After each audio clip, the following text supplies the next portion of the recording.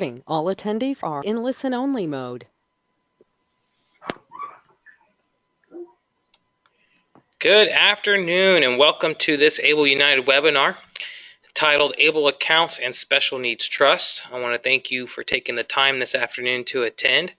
My name is John Finch. I'm the director of Florida's Able program, Able United. Able United is administratively housed under the Florida Prepaid College Board. The Florida Prepaid College Board oversees the Stanley G. Tate Florida Prepaid College Program, the Florida 529 Savings Program, and also the Florida Prepaid College Foundation. Today I'm joined by Travis Fincham. He is the president and founder of the law firm Special Needs Lawyers PA. Mr. Fincham specializes in Medicaid qualification for individuals who have aged or have a disability, as well as special needs trust drafting and administration. His practice also provides a wide range of legal services, including estate planning, probate, trust administration, and guardianship. And with all this, he's with a special emphasis on helping families plan for a member with special needs. So thank you, Travis, for joining us today. It's my pleasure. Thank you for the opportunity. Wonderful. Let's cover some housekeeping just real quick. If you've joined this webinar, you're in listen-only mode, which means you're muted. In order to ask questions, please use the questions ask box found on the GoToWebinar panel. There will be some designated time at the end where we'll answer your questions. If we don't have enough time to answer everybody's questions, we'll reach back out to you individually to answer those questions. Also, you'll notice above the question panel, we'll have some polls that we'll do, and then also we'll make this presentation available at a later time. So before we move any further, just to kind of get a poll real fast, we're going to do a quick poll to kind of see how familiar people are with Able United. So if you could take a moment and just answer that quick poll to give us an idea of just how familiar everybody is, and that will help us guide future presentations as well.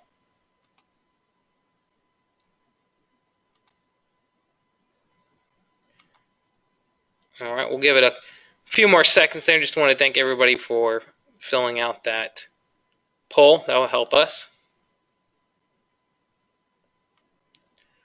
Wonderful. Thank you all for doing that. Let's continue on with our presentation. So the goal of today's webinar is to provide a quick overview of the ABLE Act and ABLE United specifics. If this is your first time hearing about ABLE, I encourage you to visit our website, ableunited.com. There you can learn more about Able United. You can open an account, hear from other individuals through testimonials who have accounts, see our latest news on Able, and even find our previously recorded webinars. I'll turn it over to Travis, and he'll speak to you on special needs trust and why they exist, the different types of special needs trust, and then he'll tie it all together with a comparison between Able accounts and special needs trusts.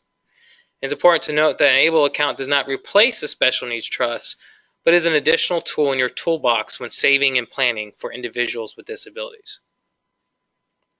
So let's get started. What is ABLE? ABLE stands for Achieving a Better Life Experience, and it's based on a piece of federal legislation called the Stephen Beck Jr. ABLE Act. This was enacted in 2014 and allowed states to create tax-advantaged savings accounts specifically designed for individuals with disabilities. They'll be able to save after-tax dollars to support health, independence, and quality of life. It added a new section to the Internal Revenue Code, Section 529A, and offers some unique tax benefits, specifically similar to the 529 college savings plans, but with some unique benefits for persons with disabilities. In 2015, Florida passed the ABLE Act and created the nonprofit organization that's under the Florida Prepaid College Board and charged them to administer Florida's ABLE program, which is called Able United. We launched July 1 of 2016, and over 1,300 individuals have opened Able United accounts here in the state of Florida.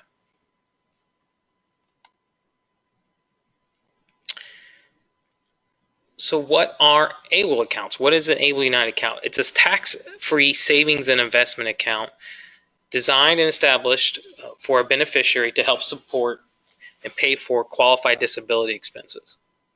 A designated beneficiary is an eligible individual who owns the account. One of the key advantages of the account is it allows individuals to maintain their eligibility for needs and disability-based government benefits, such as Medicaid and supplemental security income. There are 3 eligibility requirements for Able United. First, the individual with the disability must be a Florida resident. We are Florida's ABLE program, and at this time decided only allowed Florida residents at the time of application to enroll. So if you open it while you're a resident of Florida and move out, you can still take the program with you. If you're listening and you or your loved one or the individual you're assisting that has a disability does not currently reside in Florida, you can visit the ABLE National Resource Center. That's ablenrc.org is their website to find a detailed list of other ABLE programs. The next 2 requirements are true for all ABLE programs as prescribed in the 529A Internal Revenue Code. First, the individual has to have a qualifying disability. Second, the individual must have a qualifying disability, which means the individual is eligible for supplemental security income or Social Security disability insurance based on a disability or blindness that began before age 26. Or someone who has certified or whose parent or guardian has certified that he or she has a medically determinable impairment meeting certain statutory specified criteria, or is blind and the disability or blindness occurs before age 26. Additionally, this disability is expected to last at least 12 months. Way you can go about if you're not currently receiving government benefits is certify under penalties of perjury that you have a signed physician's diagnosis and that this signed diagnosis will be retained in case the ABLE program or the IRS requests it. The last requirement is that the disability was diagnosed before the age of 26. So the current age of the individual does not matter, only that the disability was diagnosed and has occurred prior to age 26. So for example, in our program, we have individuals as young as 9 months old all the way to individuals that are 84 years old. We have an eligibility wizard on our website on ableunited.com. It's a pretty simplistic, short webinar wizard that you can use to determine your eligibility. Now let's look at some Able United specifics. Enrollment can be done online on our website. It takes about 15 minutes to sign up, and there are no documents to upload. You would enter some identifying information, categorize and select the basis of eligibility, and select your investment options.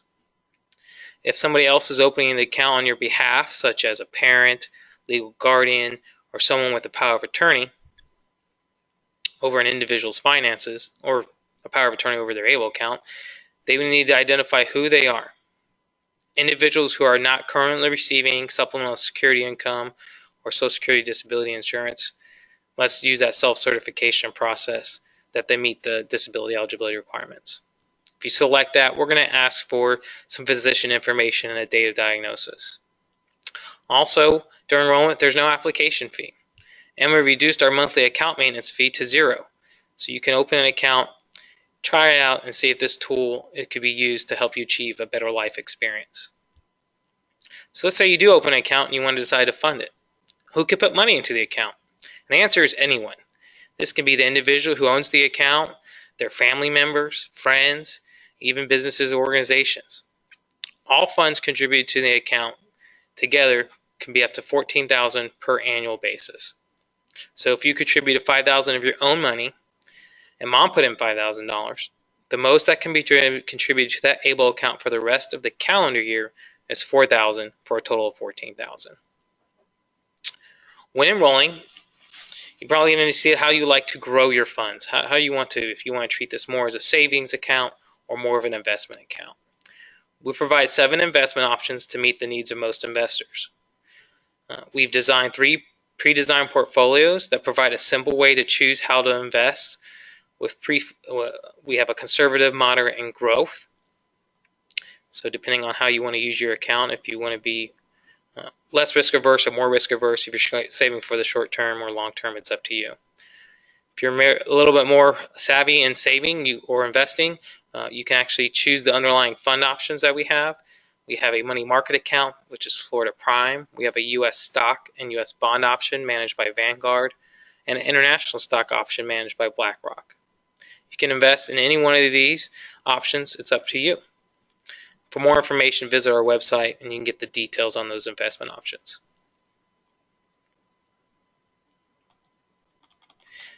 So after you invest and the monies are in there, how do you get the funds out of the Able United account? You can withdraw the funds at any time and for any reason.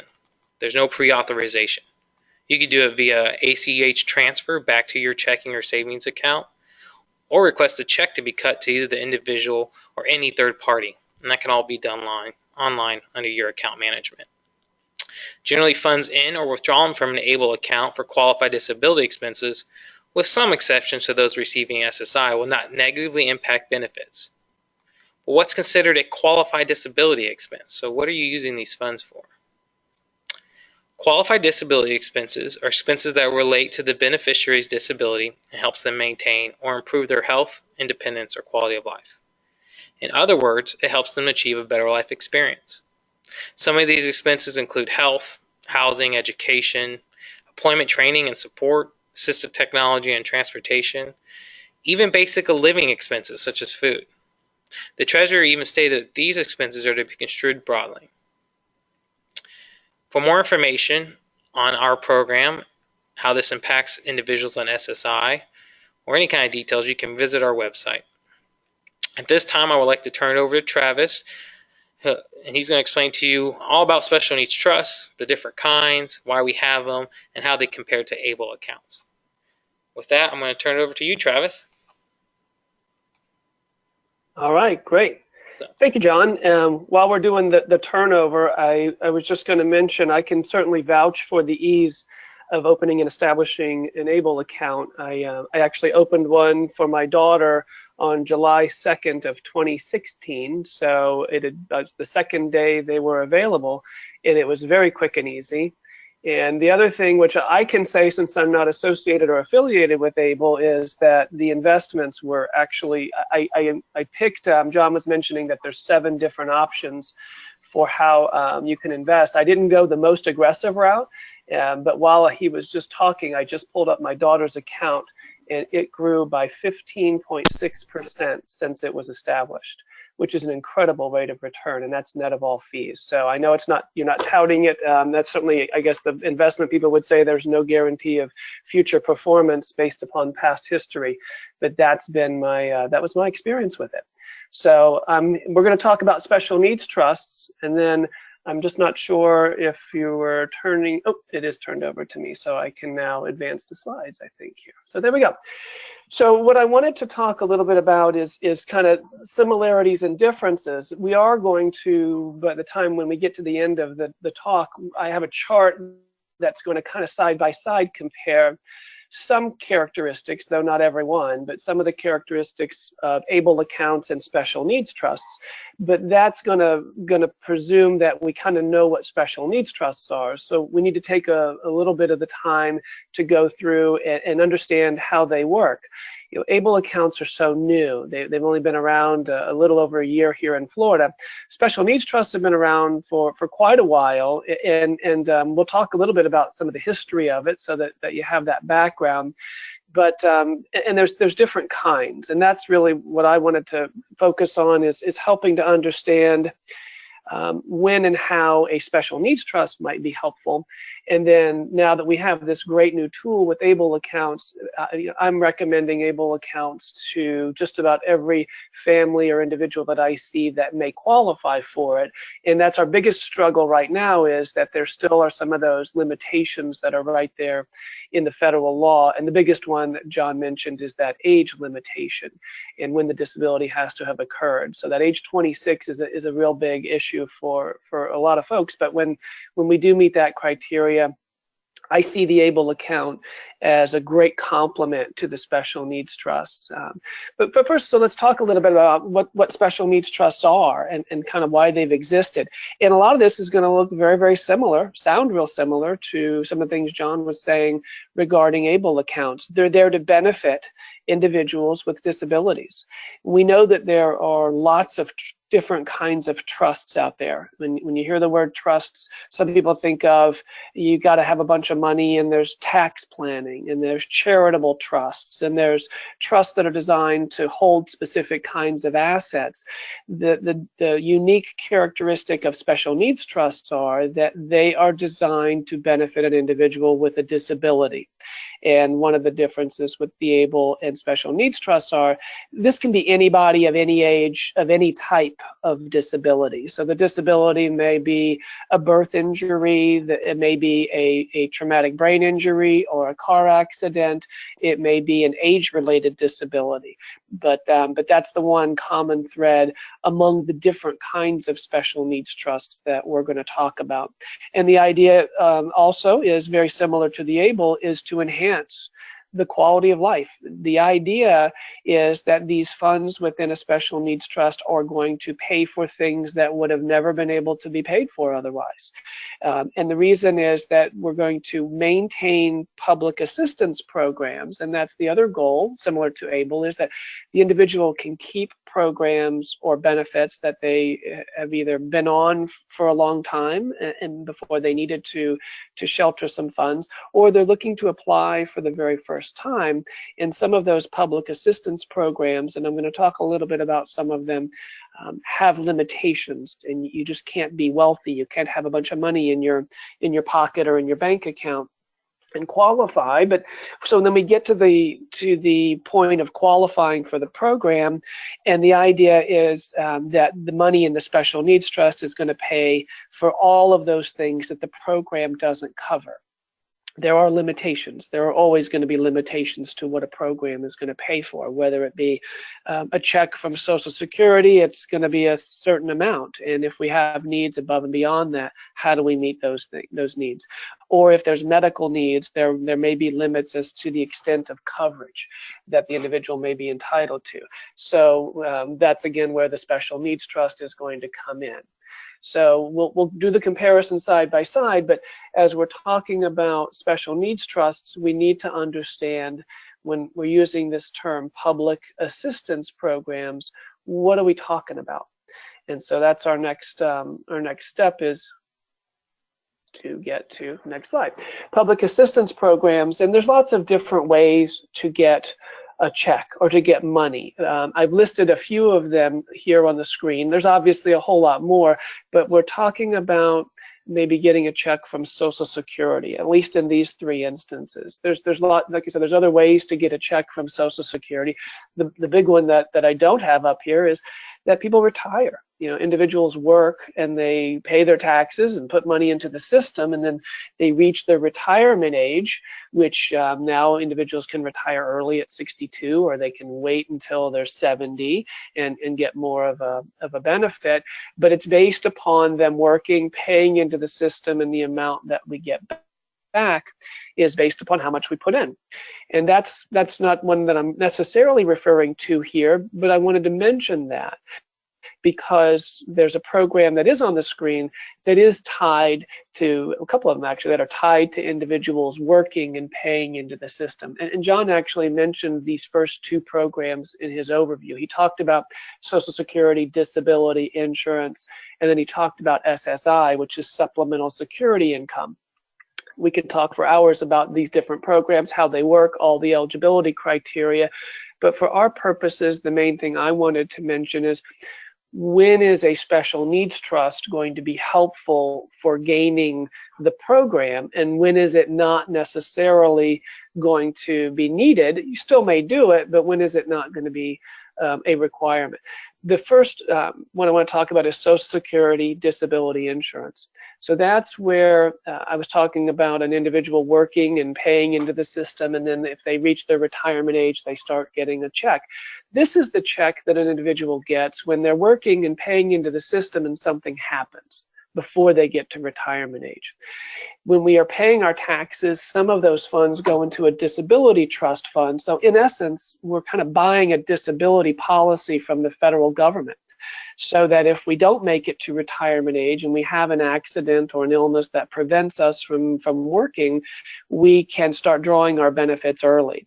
And so, but this is an insurance policy basically. And if we remember that that's what the I in SSDI stands for, you don't get an insurance policy unless you pay for it. So this is part of paying your taxes, and then when you become eligible for it, there's no financial test. You don't have to be poor to get this because, in essence, you've bought the insurance. You've paid enough into the system, and there's a sliding scale depending on the age that the individual becomes disabled on how much you have to pay in.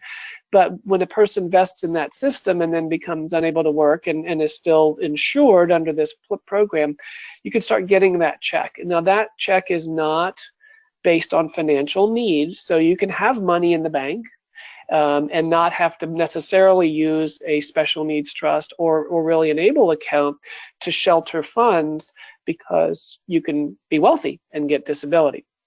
The next check, though, is called Supplemental Security Income, SSI. This is a check for a person through Social Security when they can't get a check any other way, and then they meet certain criteria. And so one of the criteria is if a person is 65 or older, and if they've never worked and paid into the system, and they can't draw on anybody else's work history, like a spouse or maybe a parent, they become automatically eligible for SSI. But and it's a monthly check, and it's a welfare-based kind of a check. It comes out of a different pot of money. It has different rules. One of the rules, because it's a welfare type check, is you can't have a lot of money in the bank. And a lot of money is a relative term, but for Social Security's purposes, SSI's asset limit is $2,000. So you can't have more than $2,000 in your bank account and be eligible for that program. And the other way that an individual gets it is if they're under the age of 65, and then, like John mentioned earlier, they meet Social Security's definition of being disabled, which is the same definition that we use for the SSDI program, which is you're unable to work and make a certain amount of money each month because of a medical condition that's either lasted a year, is expected to last a year, or is a terminal condition. And so if the individual meets that criteria and under the financial limitations, they can get this SSI check, which is capped. It's not based upon anybody, like I said, working and paying into the system. So it's a set amount, which is the maximum federal benefit is $735 a month. And Florida does not supplement that. Some states do, but Florida does not. So that's the current figure through the end of this year. And then in January, it's going to go up to $750. So it's going to go up by $15 in January. They've already announced that for people who are getting an SSI check. But that's a monthly check, and it can be a lifeline for some individuals because that's designed to help pay for their food and their basic shelter, their basic living expenses. The third benefit I just wanted to throw out there and mention is there's something called, it's in the process of doing a name change with Social Security. It used to be called a Disabled Adult Child Benefit, a DAC benefit. They're changing all the, and that's still where most of the information on Social Security's website will still be a DAC, but they're changing it to childhood disability benefits. That's a way that a son or daughter can actually get a Social Security check on mom or dad's work history. And that's typically for our individuals with developmental disabilities, because that disability has to have occurred prior to age 22. So we got all these different age, it's 26 for ABLE accounts, but it's 22 for this program. So if the disability was there prior to 22, this is how a child, a son or daughter, now they're an adult, so maybe they could be 18, they could be 25, they could be 50, that they may be eligible to draw on a parent's work history. There's certain criteria that has to be met, but that benefit is not based on financial need because the child is drawing on mother or father's work history. So that program does not necessitate a special needs trust per se. Again, you still may want one, but it's not required. And then for the medical coverages, again, we can't get into a ton of detail, but there's Medicare at the federal level. And then at the state level, we have Medicaid and Medicaid waiver programs. And then we now have the Affordable Care Act. We have private insurance that's available for some of our individuals that was just never available before because of pre-existing condition exclusions. Well, now, where you can't be excluded for private insurance because of a pre-existing condition, we have all these different options for medical coverage. The two in the middle, though, Medicaid and the Medicaid waiver programs, have financial limitations to them. So if we're looking to qualify for one of those programs, then we want to look at ABLE accounts and special needs trusts. And again, we can't go into too much detail, but the eligibility for, so the programs we're looking for are SSI and Medicaid and some of those related programs. So to qualify for SSI and Medicaid, I mentioned that there's a resource limit. You can't have a lot of money in the bank and you can't have too much income coming in. I did kind of mention if the individual is under the age of 65 and we're trying to qualify for SSI, they must be disabled according to Social Security's definition. For some of those other Medicaid and Medicaid waiver programs, we may not need a person have to be disabled per se, but they have to meet some specific medical levels of care to qualify. And then the big issue that we run into is that these programs, SSI and Medicaid, they don't allow an individual to have money today and just give away the money, give it to my brother to hold or my cousin to hold or somebody and say, I'm going to let you hold my money, I'm going to go apply for this benefit, because they consider that a transfer and they can penalize the individual, which basically means they say you're not eligible for this program because you did give away or you transferred funds. And then now we're down to, on the special needs trust area, the general rule is that all these trusts count. Unless they are exempt. And so basically what we're dealing with is that properly drafted and administered special needs trusts are exempted. So we have to know what those rules are to exempt trusts and then know that every other kind of trust is going to count. So that's what we're going to focus on. What does it take for a special needs trust to be exempt? And then I did throw this in here. This is a chart that I always have within arm's length in my office because I don't have all of these numbers memorized. But this is a chart of, and as it says at the top, these are the SSI, remember, supplemental security income, related programs in the state of Florida. So even though SSI is a federal program, a lot of our Medicaid and Medicaid waiver programs are based upon these SSI rules. So when we look to special needs trusts, say, for example, the federal law on special needs trusts kind of control how trusts are treated. So we got to look at that at the federal level. And because Florida opted, when we adopted our Medicaid policy, our Medicaid program, to tie some of our Medicaid programs with the SSI program, when you become eligible for SSI, you automatically get Florida Medicaid. So a lot of the same rules apply for Medicaid eligibility as far as does a trust count or not, does an asset like a home or a car and things like that count. So this is just where the income and the resource limits for the various programs. So now, special needs trusts. Now we have that little bit of a background on the programs and how they intertwine. Let's talk about how special needs trusts and then how special needs trusts and ABLE accounts kind of apply for that. The biggest area that we need to understand about special needs trusts there are two categories, two very big and broad categories of special needs trusts. And the category is determined by the source of the money. Whose money is it that's in this trust? We have something called third-party trusts, which a third-party trust is anybody other than the beneficiary or their spouse has put money into the trust. These trusts have been around for decades, for a long time. A family member, a parent has a child maybe with a special need, and they say, well, I don't want to give my daughter Lillian all of this money because, one, she maybe can't handle it, or two, there might be some programs that she's eligible for and I might disturb those. So I want to leave funds in a trust, and I want to have somebody else overseeing that and responsible for those funds that I trust, that's going to do a good job, and like we talked about before, that'll use those trusts to enhance her quality of life and to add on extra care and services above and beyond what Medicaid may be providing or what her SSI check might be providing. So those have been around for a very, very long time. Then we have a kind of a newer type of category that we call self-settled trusts. And the self-settled trusts it's the money of the beneficiary. It's already their money.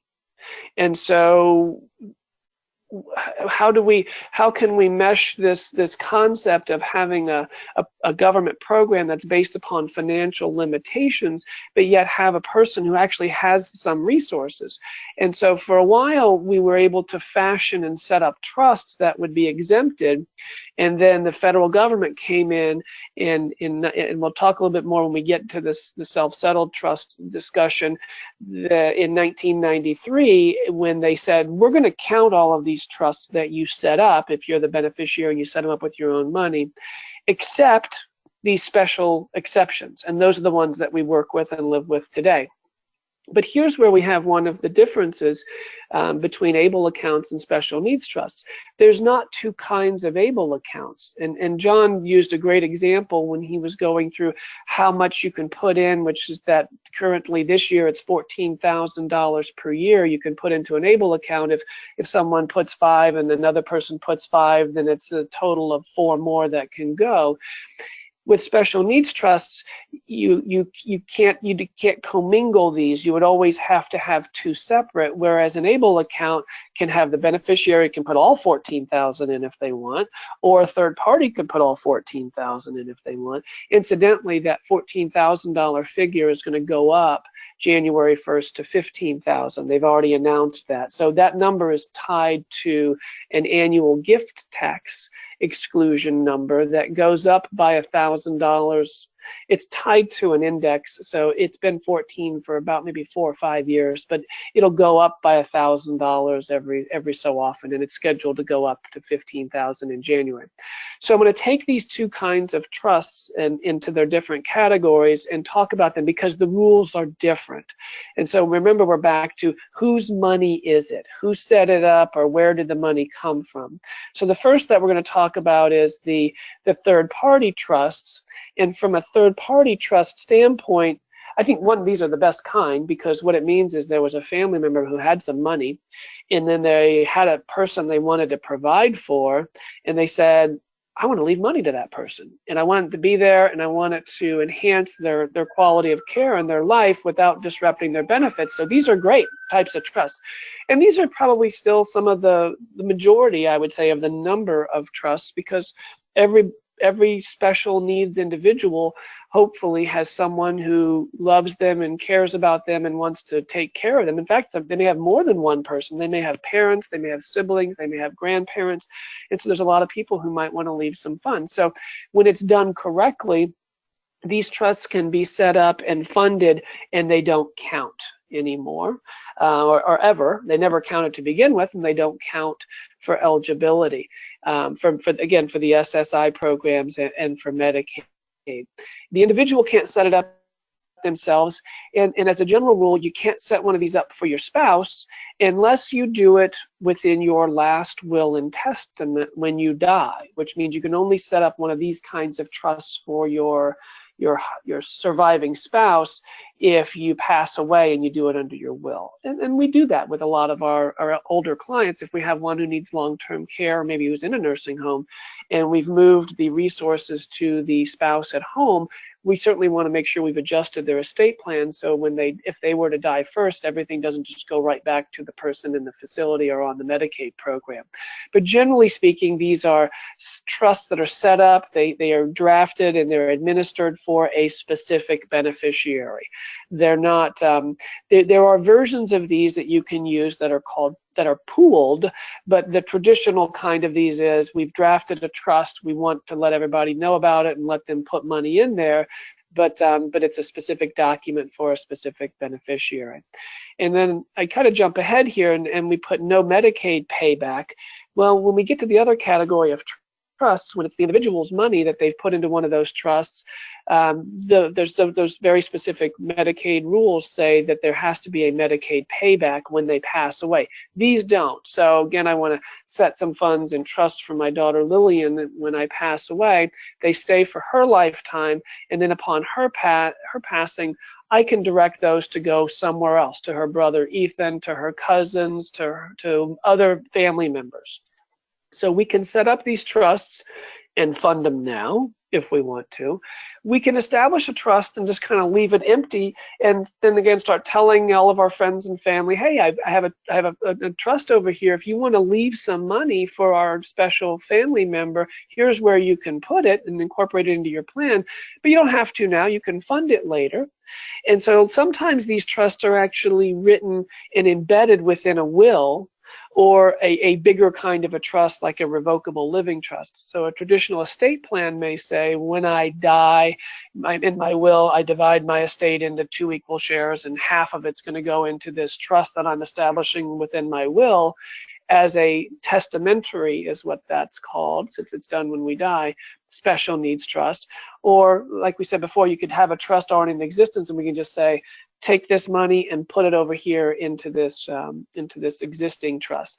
And then we do have some options for doing this in a pooled environment where we could actually have one trust document that protects and addresses more than one beneficiary.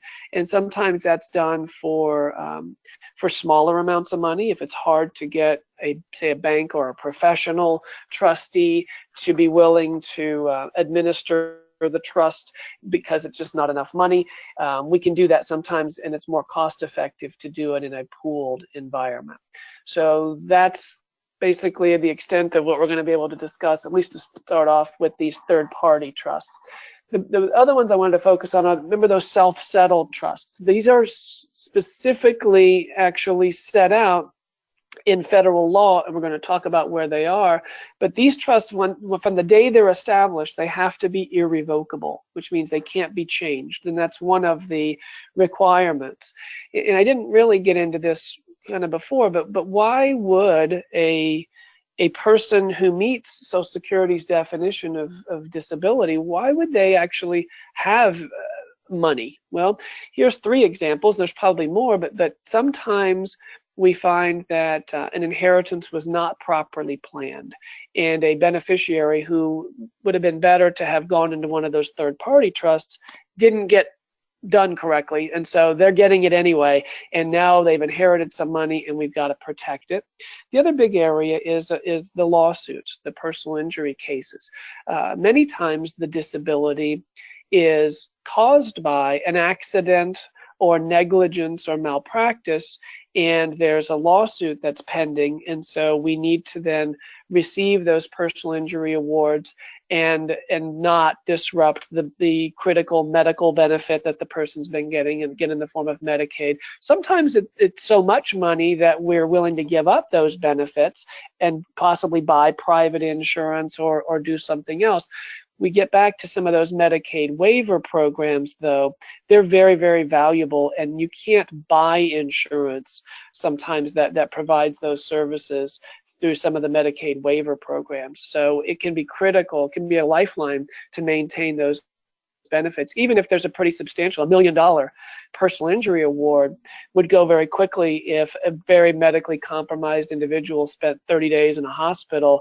Such a personal injury award could be completely wiped out. So that's where these trusts are good to shelter the funds.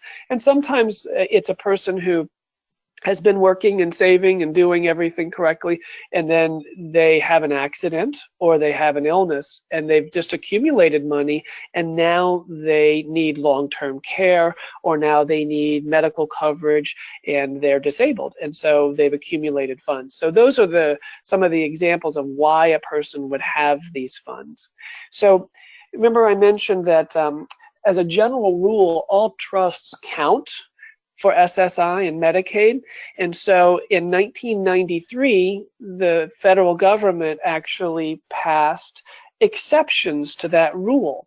And they're found in the 42 United States Code. That's Social Security. That's our Social Security Act.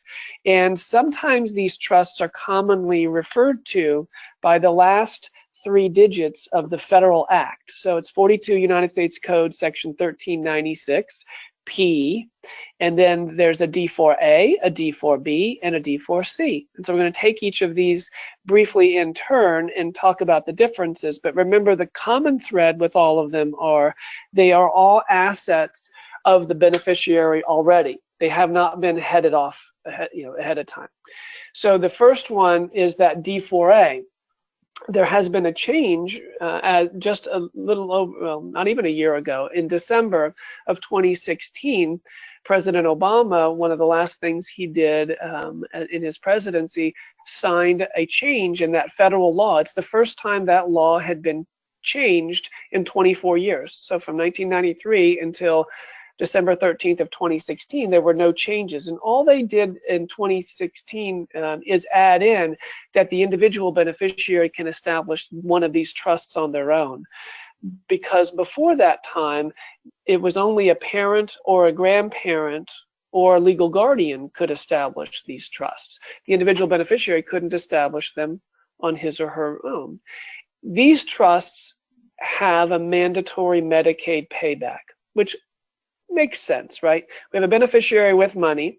They now want to apply for Medicaid to get some critical medical or long-term care services. And they take their money and they place it into a trust that is exempted. Well, the first rule is that the money in that trust can only be used for them, because if you start using it for someone else, it's the same as if they gave away the money before they put money in the trust, right? And then so the individual gets to keep this money to enhance their quality of care in these programs. But then when they pass away, if they were able to just give the remainder of those funds to their family or their heirs or beneficiaries, we're again giving it away. We're transferring it. And so what happens is, under this federal law, there's a Medicaid lien against whatever beneficiary, whatever dollars have been spent for that beneficiary. So the state is to keep track of how much money they expend on that individual's behalf, and then they get paid back. So if there's $100,000 in the trust when the beneficiary dies, and Medicaid paid out $50,000 during their lifetime, Medicaid gets the first 50, and then the rest can go to their heirs and beneficiaries. If the situation were reversed and there's $50,000 in the trust and the beneficiary passes away and there's $100,000 in Medicaid liens, the state Medicaid program gets all the money. So it has a Medicaid payback on the death of the beneficiary. That's the D4A.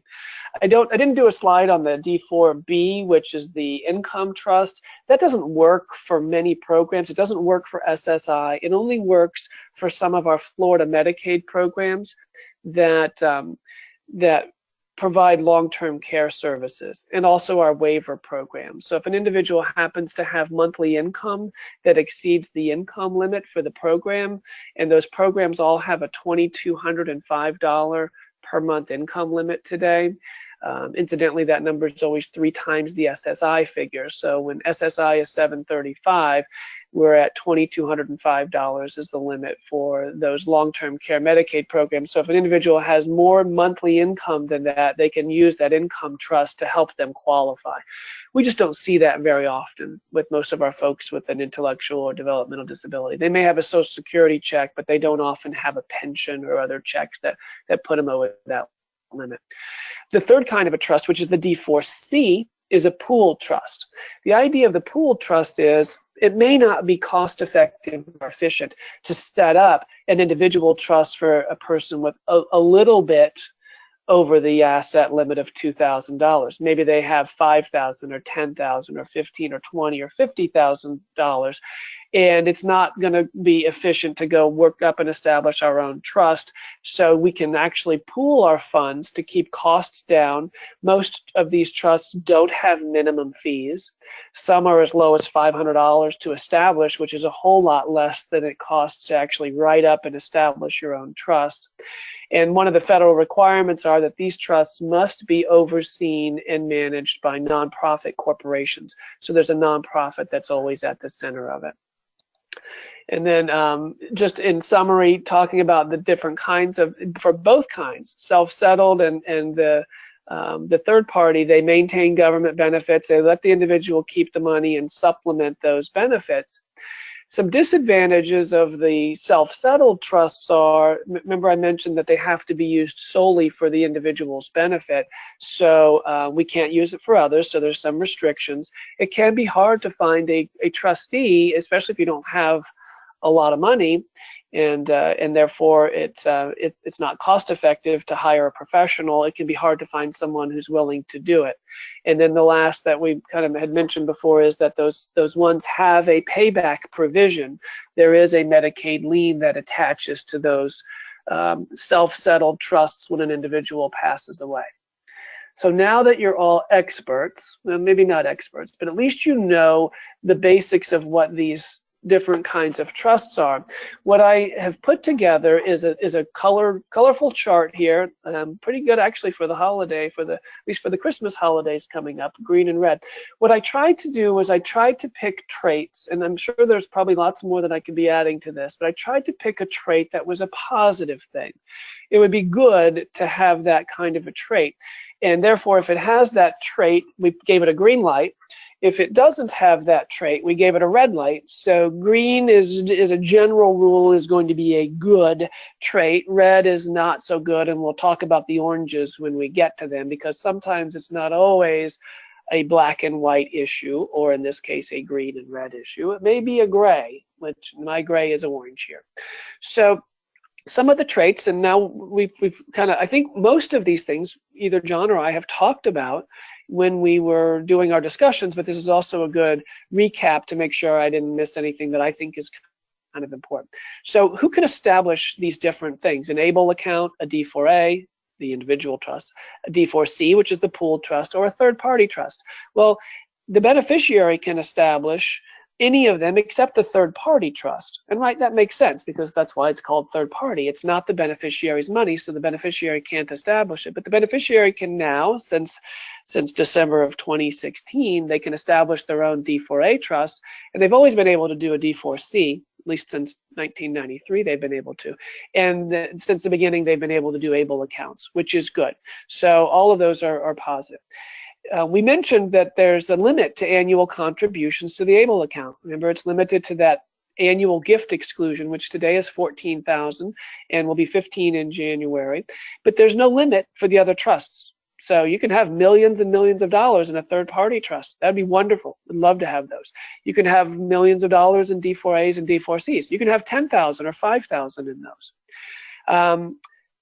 There is no Medicaid payback on death. Well, one of the downsides of an ABLE account, which is like a D4A and a D4C, is, at least currently, and we may talk a little more about that, but there is a Medicaid payback, as I mentioned, for the self-settled special needs trusts.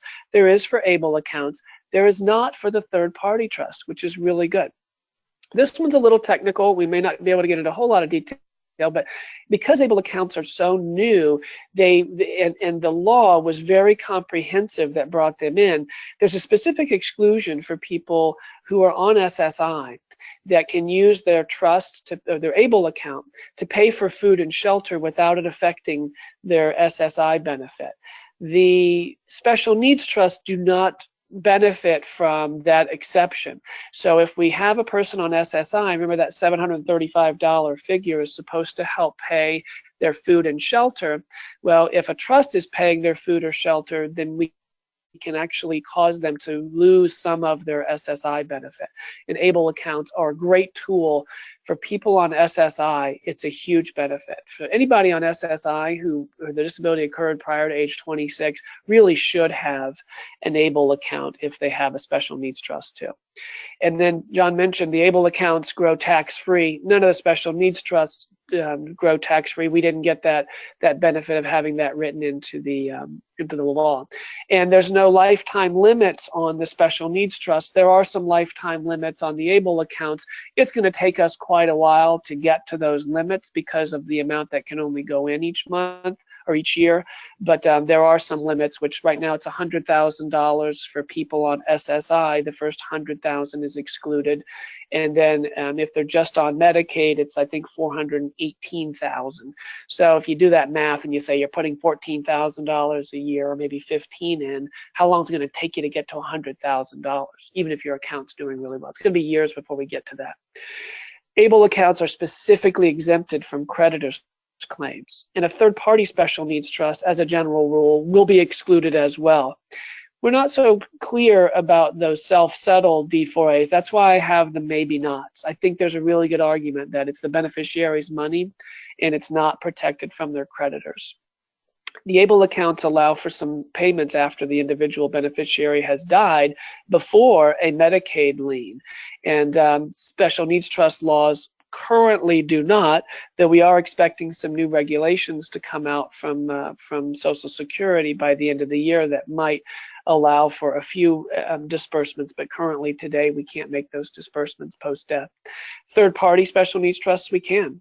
Last two topics, and then we're going to wrap it up and open it up for questions, are the low fees. And I tell you, ABLE United just keeps doing more and more for that. Since they've now waived all of their maintenance fees, it's basically free to use them, other than a very, very small investment service fee, depending on the types of investments you use. D4As are not cheap to set up because you have to draft them very particularly. It's customized for a beneficiary, and so it can cost several $1,000s to establish one of those, or sometimes even more. The pooled trusts and third-party trusts can be a lot more cost-effective to establish, again, because they're already maybe in existence, and if we're going to do it in a pooled environment, we might be able to save some fees along the way. And then the last one, a little bit technical, but remember when we talked about the beneficiary puts their money in their own trust, they can only be used for their benefit. They're called sole benefit trusts. ABLE accounts aren't as stringent. They drafted that law a little bit more liberally than the D4A and D4C law, so that it doesn't have to be sole benefit. We just have to show that the beneficiary benefited from the disbursement. If someone else happens to benefit from that distribution, that arguably is okay, as long as the beneficiary also does. Third-party trusts, though, they can be drafted in pretty much any manner that you want, and they can benefit others, but usually they're set up for a specific beneficiary. And so there's a quick an overview of how some of these accounts mesh together and kind of occur. I'll go ahead and hit it one more time, unless John's already taken the slides back, and I'll turn it back over for questions and answers. Wonderful. Thank you so much, Travis. I think that was very helpful, and just, I know there's a ton of information, and any one of these topics we could probably spend hours on. So I just want to thank you for that. But let me go ahead and answer our questions, and we'll go to the next slide here so people can get our contact information if you want to reach out to us directly. But the first question I have is, what if I already have an ABLE account, I move out of the country for an extended period of time? Well, will this impact my eligibility? No. So one of the requirements for an ABLE account is you have to be a U.S. citizen. So as long as you maintain your citizenship, you can keep the ABLE account with you, and you can access it since it's an online program.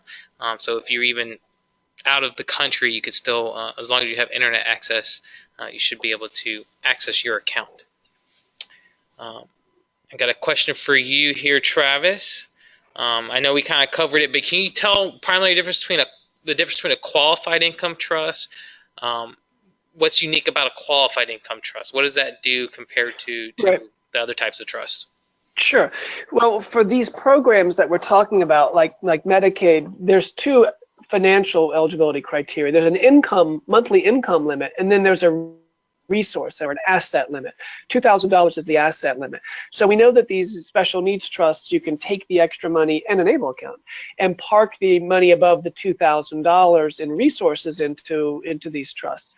But what about if your income is over that figure I gave before? It's $2,205. That would be like for, say, our nursing home Medicaid, or one of our Medicaid waiver programs that serve individuals with there's one administered through the Agency for Persons with Disabilities that's right for mostly this population. It has a monthly income limit of $2,205 a month. If we happen to have a beneficiary that has a little bit more than that, because of their Social Security check. It's usually going to take something else in addition to that, like a pension or a survivor's benefit, maybe from the VA.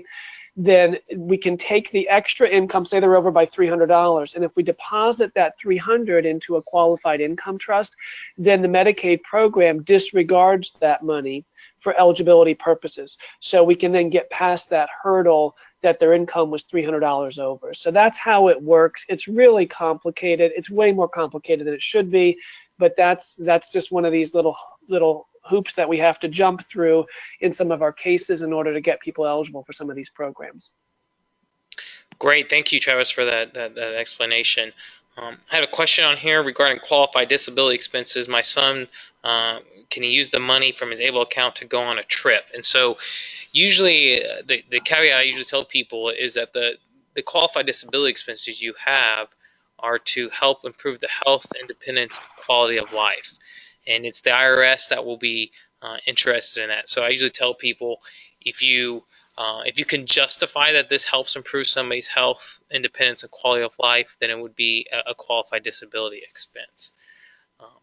So I hope that answers that question.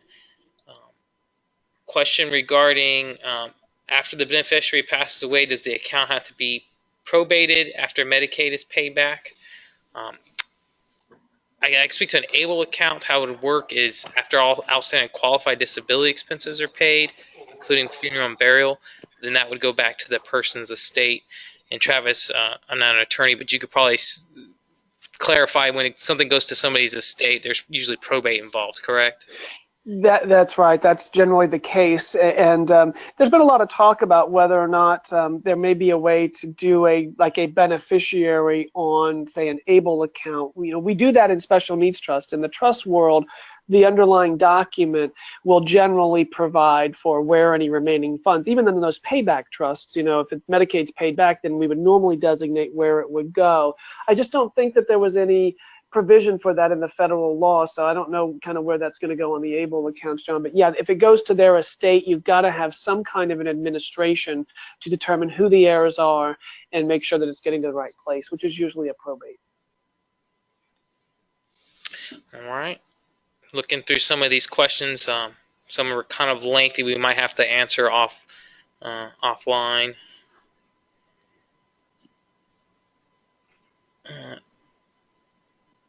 If you open an ABLE account for a relative, or if you have an ABLE United account, is a special needs trust a must? I'll take that. No, it's not a must. Because ABLE does have some of those limitations as to how much can go into it, if you're trying to protect more than $14,000, then you might, and you've put the first 14 in the ABLE account, you then might need to look at a trust, a special needs trust for the extra, or one of the other many strategies that attorneys advise, whether it be spend down or buying exempt resources and things like that. But no, the short answer is neither of these are tied to the other as a must. If you have a special needs trust, do you have to have an ABLE account? Well, no, that way as well, because you may not qualify. You may not have had that disability prior to 26. But I think the point is that if you can have both, you should explore how they can work together.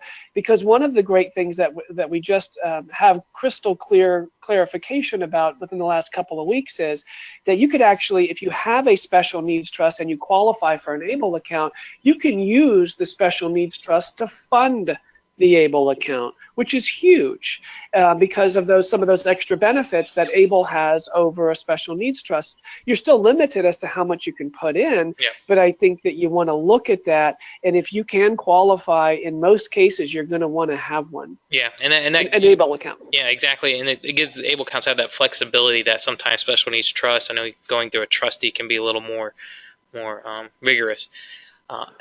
Question I have here is individuals on SSDI on their parents' Social Security. Parents have aged, and the daughter's receiving that SSDI check because of her disability. They had a question, though, that if they received an inheritance, would that impact their SSDI? It's a good question. And the short answer is it does not, because that benefit is based upon the parent. And we're calling it SSDI. If they're getting it on a mother or father's, it's really that childhood disability benefit we talked about. But a lot of people know it as disability as well. It's just not based on the beneficiary working and paying in. But no, that benefit by itself is not based on financial need. Now, there may be other programs that person would be eligible for, like a Medicaid or a Medicaid waiver program, that may need to be, the money may need to be sheltered. But just for that specific check, no. And then the Medicare that goes along with that check, after 2 years of drawing a DAC benefit, that person becomes eligible for Medicare. That's not based on financial needs, so an inheritance would not disrupt their disability checks. Great. And that's kind of all the time we have. I know there was a couple more questions people had, but I wanted to just leave you with this. Our contact information, you can always connect with Able United on our website, ableunited.com. There's our customer service. It's pretty easy to get to, customer service at ableunited.com. We have a toll-free number you can reach out to us Monday through Friday from 9 a.m. to 6 p.m. Eastern Time. Our phone number is 1-888-524-ABLE, 888-524-2253. We're also on Facebook. Now, if you want to connect with Travis in his law firm, specialneedslawyers.com. If you're there in the state of Florida, you type in Special Needs Lawyers, you'll probably find his website.